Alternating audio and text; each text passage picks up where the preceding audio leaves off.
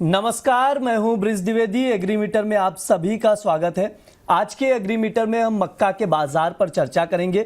मक्का पर विस्तार से बातचीत करने के लिए हमारे साथ जुड़ रहे हैं केडिया एडवाइजरी के डायरेक्टर अजय केडिया जी। सर नमस्कार, स्वागत है आपका द बोनस में। बहुत बहुत धन्यवाद ब्रिज, मुझे बुलाने के लिए। सर आज के शो में हम लोग मक्के पर विस्तार से बातचीत करेंगे। अभी जो हम लोग देख पा रहे हैं कि एथेनॉल ब्लेंडिंग बढ़ाने की बात हो रही है सर, ऐसे में क्या मक्के की डिमांड में बढ़ोतरी होगी? देखिए, पहले तो आप समझिए कि एथेनॉल की डिमांड की रिक्वायरमेंट क्यों है। तो आप ये देखिए, इंडिया की जो एनर्जी की खपत है वो डेफिनेटली हम इंपोर्ट से ही पूर्ति करते हैं। और जिस ढंग से हम देख रहे हैं कि कहीं ना कहीं कच्चा तेल 60 से $90 के ऊपर, आज तो हमने 6% की तेजी देखी है, तो 95 आ गया। तो आप इसको 60 से 90 मत पकड़िए, आप ये मान के चलिए 50% आपकी एनर्जी की कॉस्ट बढ़ चुकी है। एंड इसी के चलते हमने देखा गवर्नमेंट ने अपना ध्यान एथनॉल की तरफ या अल्टरनेट एनर्जी की तरफ बढ़ा है। तो आने वाले दिनों में भी हम देखेंगे एथनॉल की जो डिमांड है वो कंटिन्यू बढ़ेगी। जिस ढंग से मक्के के रिलेटेड अगर हम बात करें तो कहीं ना कहीं 183% का हमने एक्सपोर्ट में सर्च आते हुए देखा। एथनॉल की डिमांड में 68% का जंप आते हुए देखा है, जिसके चलते प्राइजेस के अंदर भी हमने उछाल देखा है। 19 मार्च से लेकर अभी तक की अगर हम बात करें तो प्राइजेस के अंदर लगभग 5% की तेजी हमने आती हुई देखी, जो 2050 से लेकर करीबन 2120 से 2112 का भाव चल रहा है। तो मेजरली हम बोल सकते हैं कि एनर्जी ड्राइव कर रही है इस वक्त मक्के को। ठीक है, प्राइजेस में उछाल देखने को मिला है, लेकिन सर एक चीज ये भी बताइए कि घरेलू बाजार में स्टार्च और फीड इंडस्ट्री की ओर से मक्के की डिमांड कैसी है? देखिए, ओवरऑल अगर पॉलिट्री सेक्टर की अगर बात करें तो 8 से 10% एनुअल ग्रोथ दिखा रहा है। और रिसेंटली अभी जस्ट मैं एक अपडेट पढ़ ही रहा था, यहाँ पे अभी हम देख रहे हैं कि कहीं ना कहीं कर्नाटका के अंदर H5N1 एवियन फ्लू आउटब्रेक हुआ है बेंगलुरु में, जिसके चलते करीबन 7,400 बर्ड्स का रिसेंटली हमने एनेक्स होते हुए देखा है। बट ये 7,000 की बात नहीं, ये है कि अगर कभी भी ऐसा बर्ड फ्लू जैसी सिचुएशन आती है तो इसका जो इम्पैक्ट है ये कहीं ना कहीं पूरे फीड इंडस्ट्री पे पड़ता है। और यहाँ पे हम देखते हैं उसकी वजह से फीड की डिमांड में थोड़ा सा माइन्यूट एक बार टाइम बंद हो सकता है, क्योंकि सोया मील, मक्का, यहाँ पे सबसे ज्यादा इसका इम्पैक्ट पड़ता हुआ दिखाई दे रहा है। वैसे भी हम समर्स में आ गए हैं, तो यहाँ पे भी हम देख रहे हैं कि थोड़ा बहुत उसका भी असर पड़ेगा। लेकिन फीड से ज्यादा मुझे लगता है एथनॉल जो रहेगा ये प्राइजेस को अपलिफ्ट सपोर्ट देता हुआ दिखाई देगा। तो वी कांट से कि मार्केट में कुछ बहुत बड़ा फॉल आ जाएगा, बहुत बड़ा जंप आ जाएगा। बट हाँ, फीड डोमेस्टिक फीड इंडस्ट्री की जो डिमांड है वहां पे हमने थोड़ा सा डिस्टॉर्शन देखेंगे बिकॉज ऑफ ये जो बर्ड फ्लू है, जबकि एथनॉल और स्टार्च इंडस्ट्री की जो डिमांड है वो कंटिन्यू मेंटेन रहने की उम्मीद है। ठीक है, ये सर की राय निकल कर आ रही है। सर इंपोर्ट के आंकड़ों पर भी नजर डाल लेते हैं। अप्रैल से जनवरी के दौरान अगर देखा जाए तो मक्के के इंपोर्ट में गिरावट दर्ज की गई है। सर इंपोर्ट में गिरावट की वजह क्या है, रीजंस क्या है इसके पीछे? देखिए, पहला चीज तो अगर आप देखेंगे पिछले 50 दिन से तो हम लड़ाई चली रही है, तो वहां से सिपेंट के जो कॉस्ट है वो बढ़ा हुआ है, रुपए के अंदर गिरावट है।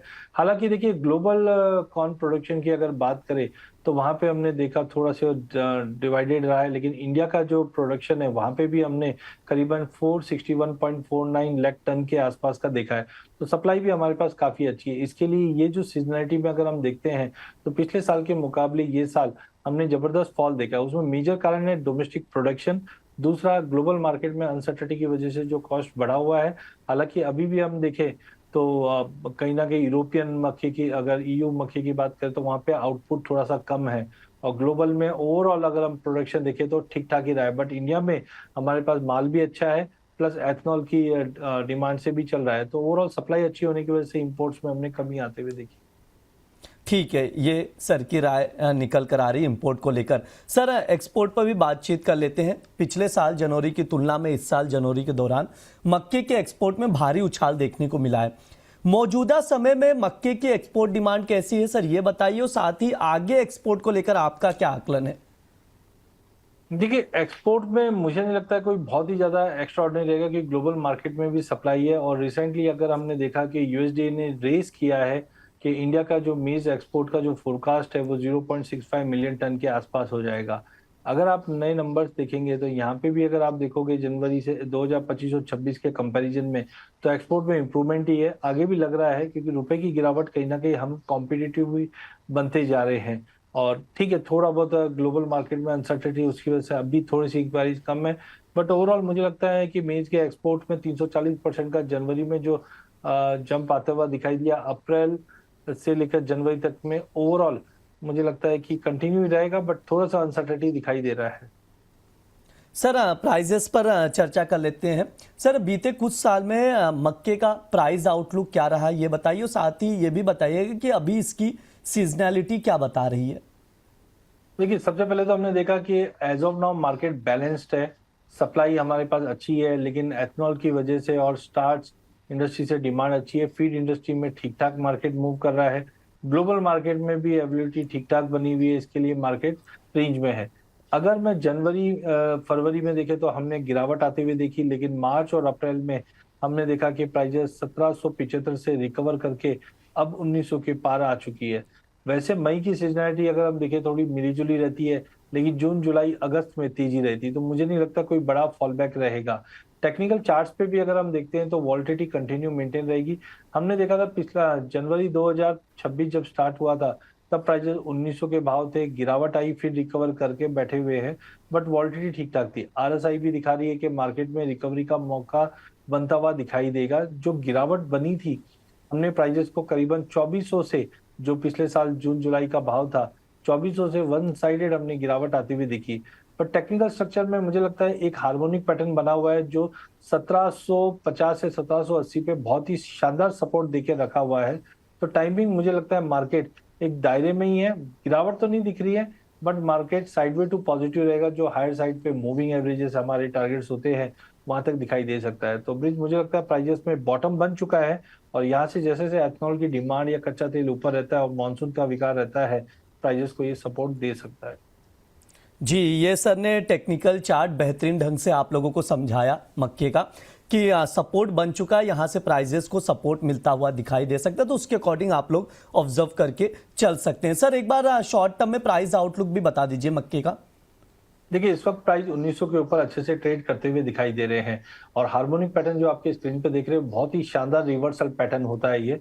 और फंडामेंटल के साथ अगर हम देखते हैं तो मुझे लगता है कि प्राइजेस टाइमिंग तो 1980 से लेकर 2060 तक का लेवल लग रहा है, जो अगले 15-20 दिन तक वैलिड रहेगा। लेकिन एक बार अगर प्राइजेस 2050-60 के ऊपर निकल जाता है, तो हमें लगता है प्राइजेस थोड़ा और पुश कर जाएगा, जो 2200-2280 तक का लेवल दिखा दे, जबकि 1750-1780 का एक स्ट्रॉन्ग बेस बन चुका है।